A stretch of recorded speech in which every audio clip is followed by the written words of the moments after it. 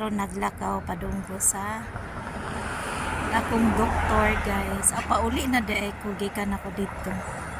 Nya, thank you Lord kay maayo ang resulta sa ako ang pagpalab test sa akong dugo, sa akong goiter, ug unsa pa ng mga laman-laman sa atong loob sa tiyan.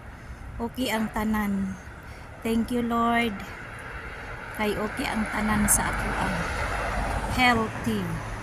Sa akong health di ay hindot siya ba guys. Ganahan ko anak niya ba ano nga buwak. Tapos kana kuan ipares. So di ba? Nice. Nice kaayo. Ato padong ang akong padong nga to ang doktor. Ngadto swimming pool. Ug to ngadto ang mga pato. Nya ngadto padung sa among balay. Baktas-baktas lang ko guys kay maayo ang panahon ug exercise pod sa atong mga lutahan.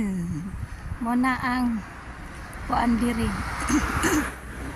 Dili oso ang sakyanan. Na may dang sakyanan kaso lang di man ta kanti mo drive kaya magpalig-on lang tas mga lutahan. Mo na ang maayo pod. Nindot siya ang buwak oh. Nindot siya guys. Na ako sa among silingan ani. Mga wat siguro ko ana sa among silingan. Nya ako na pong iugsok. Nindot siya ba? Nindot siya. Nice ang iyang kuan. Pero kuan ra ni siya. Murag kahoy green ra ni siya pagka humagpamuwak.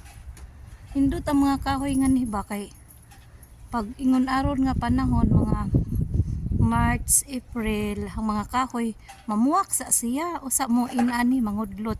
Tapos ang uban mamunga na ana lang. Ana diri tapos na ay nakaaro. Bawa. Kauli na ko sa balay guys. Si Lola o nagpaan. Na damo gud ang kanang mga yellow bitaw nga mga kuan guys. Damo ang kanang yellow nga.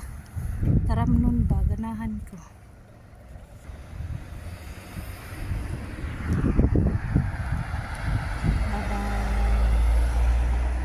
Guys, kadamo na lang jud og buwak diri sa akong likod o nagtapok jud. Ang oras karon guys is alas 7:50 sa gabi mao na ang among buwak diri sa akong garden sa likod. Damo jud kayo buwak guys. Nindot kitaon ba. Thank you for watching. Bye bye.